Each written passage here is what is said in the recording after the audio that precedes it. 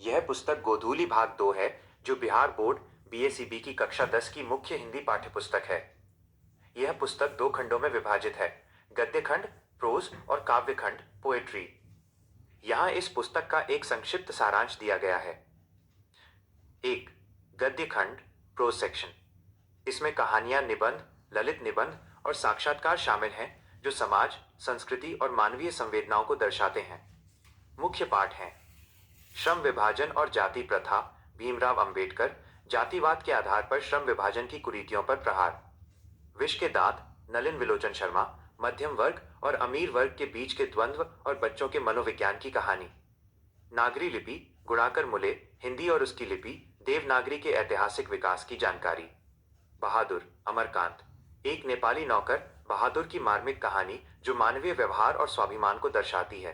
परंपरा का मूल्यांकन, रामविलास शर्मा, साहित्य और समाज में परंपरा के महत्व पर चर्चा।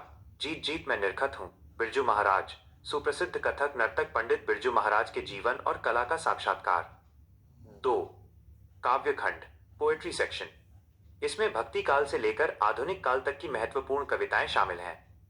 राम बिनु बिर थे जगी जन्मा, गुरु नानक, ईश्वर की सच्ची भक्ति और नाम स्मरण के महत्व पर जोर।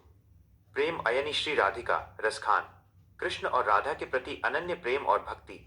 अति सूधो स्नेह को मार्ग है, घनानंद, प्रेम की निश्चलता और सादगी का वर्णन। स्वदेशी, बद्रीनारायण चौधरी प्रेमघन, भारतीयता के खोते जाने और विदेशी वस्तुओं के प्रति बढ़ते मोह पर चिंता। भारत माता, सुमित्रा नंदन पंत, पराधीन भारत की दयनीय स्थिति और उसकी ग्रामीण आत्मा का चित्रण। जनतंत्र का जन्म, रामधारी सिंह दिनकर, जनता की शक्ति और लोकतंत्र के आगमन का शंखनाद। पुस्तक का उद्देश्य: यह पुस्तक विद्यार्थियों में न केवल भाषा की समझ विकसित करती है, बल्कि उन्हें नैतिकता, देशभक्ति, सामाजिक समरसता और सांस्कृतिक गौरव से भी परिचित कराती है। इसमें संकलित रचनाएं हिंदी साहित्य की विभिन्न विधाओं और कालखंडों का बेहतरीन प्रतिनिधित्व करती हैं। क्या आप इस पुस्तक के किसी विशेष अध्याय, चैप्टर का विस्तार से सारांश या उसके प्रश्न उत्तर जानना चाहेंगे?